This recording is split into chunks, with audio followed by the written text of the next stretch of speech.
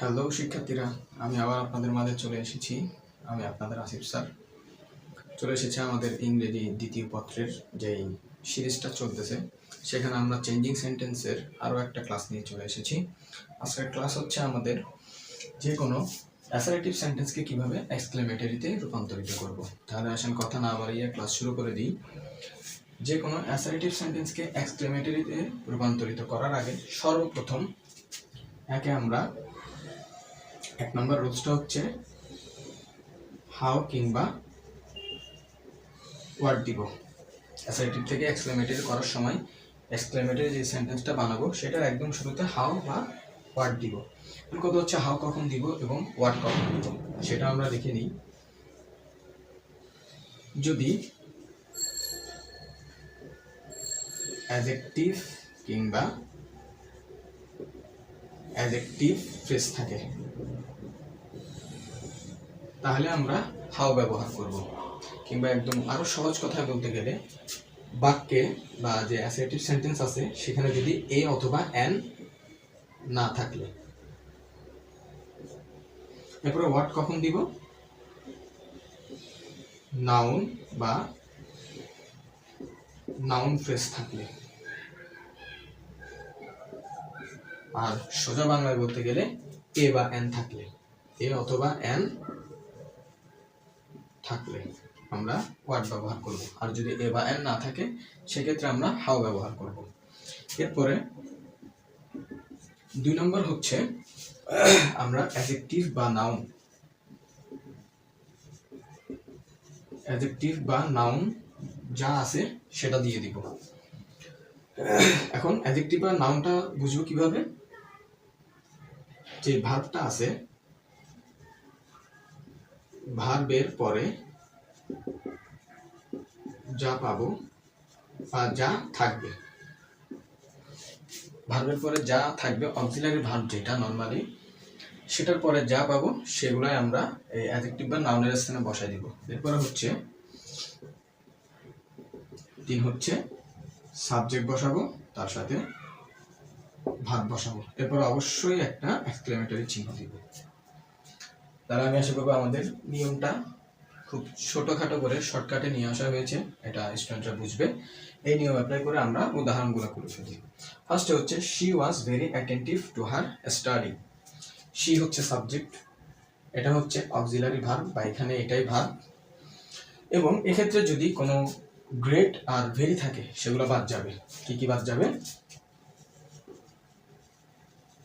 Great বা very বাদ যাবে, তাহলে অবশ্যই ভেরিটা বাদ। এই অক্সিলারির পরে ভেরি বাদে আর কি কি আছে? Attentive to her study. তাহলে একদম শুরুতে এখানে কি কোথাও এ আছে? নাই। তাহলে আমরা কি ব্যবহার করব? অ্যাডজেক্টিভ বা অ্যাডজেক্টিভ ফ্রেজ। এ বা এন না থাকলে কি বসে? হাউ। তাহলে হাউ দিয়ে শুরু করব, হাউ। এবার কি লিখছে? অ্যাডজেক্টিভ বা নাউন, অর্থাৎ ভার্বের পরে যা পাবো। ভার্বের পরে ভেরি তো বসবে না, তাহলে অ্যাটেন্টিভ টু হার স্টাডি। তাহলে how attentive to her study. এরপর কি? সাবজেক্ট আর ভার্ব বসা দিব। সাবজেক্ট হচ্ছে শি, ভার্ব হচ্ছে ওয়াজ। তারপরে একটা এক্সক্লেমেটরি চিহ্ন। একদম ইজি না ব্যাপারটা? তারপরে আসেন, terrorism is a devastating phenomenon of the modern world. এটা হচ্ছে সাবজেক্ট, এটা হচ্ছে অক্সিলারি ভার্ব। তাহলে ভার্বের পরে যা আছে পুরোটা কি? এই যে আমাদের সেকেন্ডের যে অ্যাডজেক্টিভ বা নাউন সেটা। তাহলে আসেন, এখানে যেহেতু এ আছে, এ বা এন থাকলে কি ব্যবহার করব? কি দিয়ে শুরু করব সেন্টেন্সটা? ওয়ার্ড দিয়ে। তাহলে ওয়ার্ড পরে কি বসবে? এই যে অ্যাডজেক্টিভ ও নাউনের স্থানে যা আছে, এই devastating phenomenon of the modern world. তাহলে a devastating phenomenon of the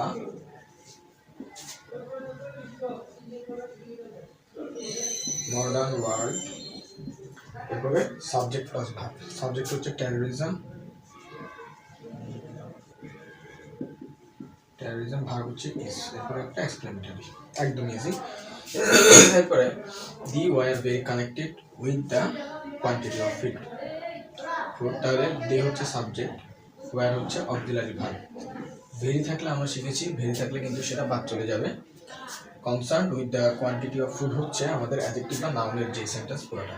তাহলে আমরা সর্বপ্রথম কি বসাবো, যেহেতু এখানে এ নাই, এ না থাকলে আমরা কি বসাবো, হাউ। হাউ দিয়ে সেন্টেন্সটা শুরু করব, হাউ। এরপরে অ্যাডজেক্টিভ আর নাউনের স্থানে অর্থাৎ যেই ভার্বের পরে যা আছে তা, হাউ কনসার্ন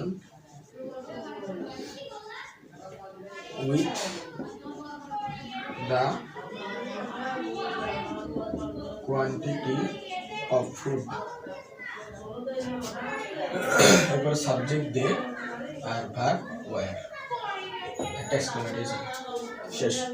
এরপরে দ্য ইনভেনশন অফ কম্পিউটার, এটা পুরোটা হচ্ছে সাবজেক্ট, এটা হচ্ছে অক্সিলারি ভার্ব।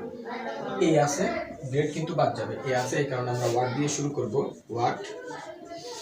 বাকি কি আছে, এ মিরাকিউলাস ইভেন্ট, ওয়াট এ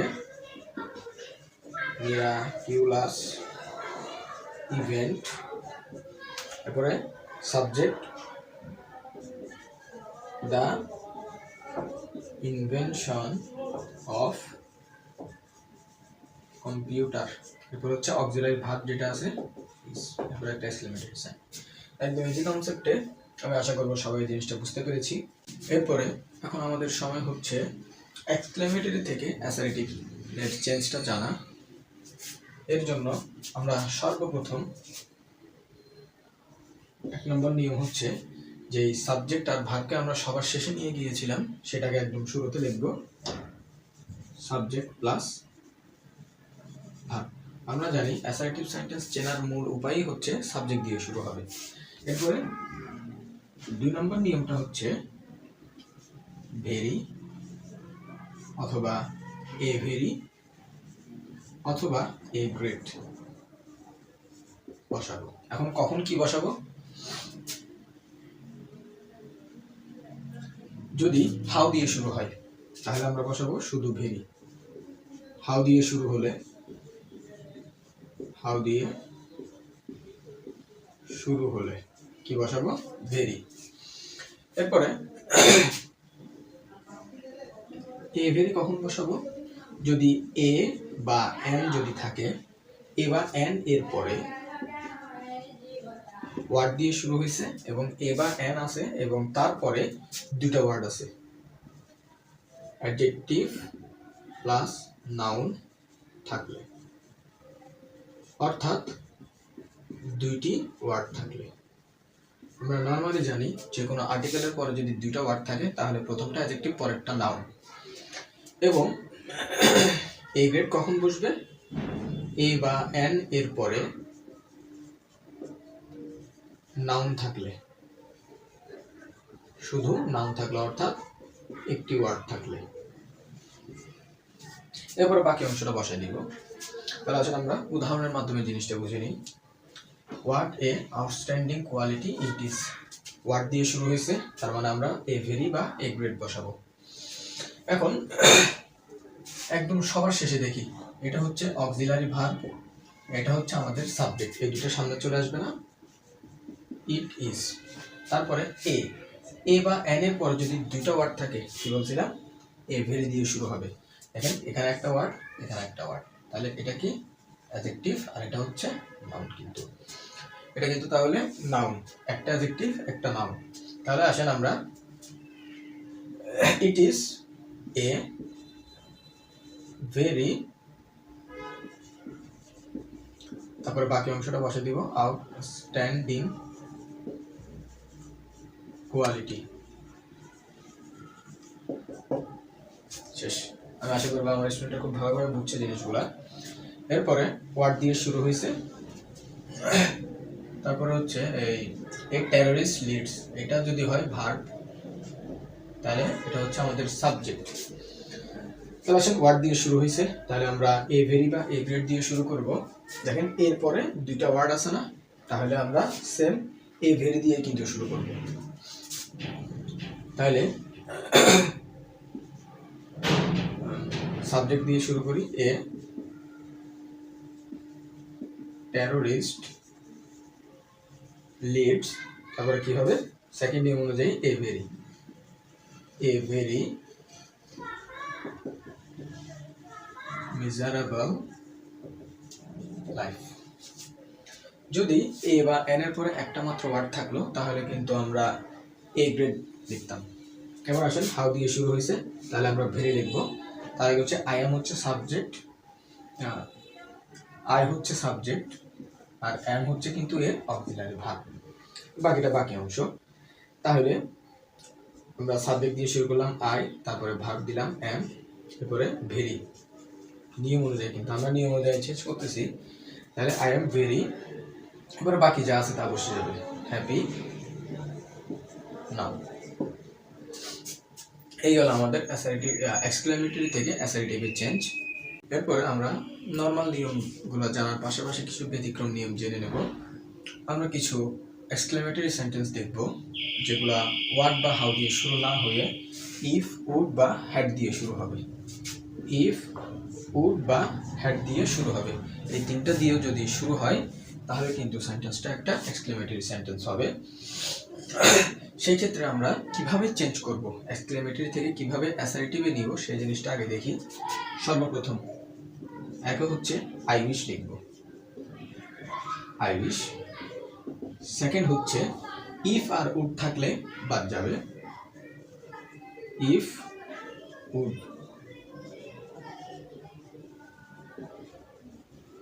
বাদ যাবে। আর হ্যাড কি হবে, হ্যাড থাকলে হ্যাড সাবজেক্টের পরে যাবে, হ্যাড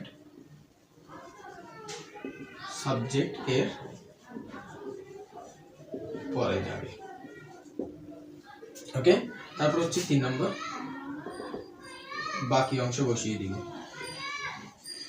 বাকি অংশ। এখন আসলে যেহেতু আমরা একটা নিয়ম জানলাম, উদাহরণের মাধ্যমে দেখে নিই। ইফ থাকলে বাদ, তাহলে এর স্থানে কি বসাবো, আই উইশ। সর্বপ্রথম বসাবো আই উইশ, এরপরে বাকি যা আছে সবকিছু কিন্তু সেমই থাকবে। I wish,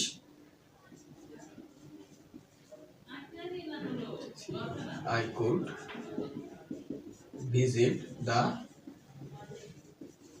sea beach, full stop। এরপরে সেম উড আছে, উড বাদ যাবে, উড বাদ দিয়ে কি বসবে, I wish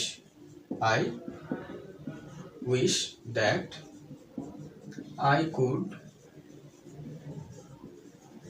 open a Facebook account। শেষ। এবারে হেড দিয়ে শুরু হলে আমরা কিভাবে জানছি, হেডটা শুধু সাবজেক্টের পরে চলে যাবে। তাহলে আই উইশ দিয়ে শুরু করব, I had the wings of a bird.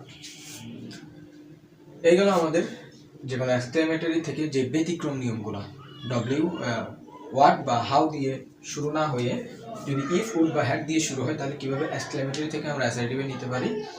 তো এখন অ্যাসার্টিভ থেকে এক্সক্লেমেটরিতে নেওয়া কিন্তু ঠিক তার উল্টাটা। কি করব,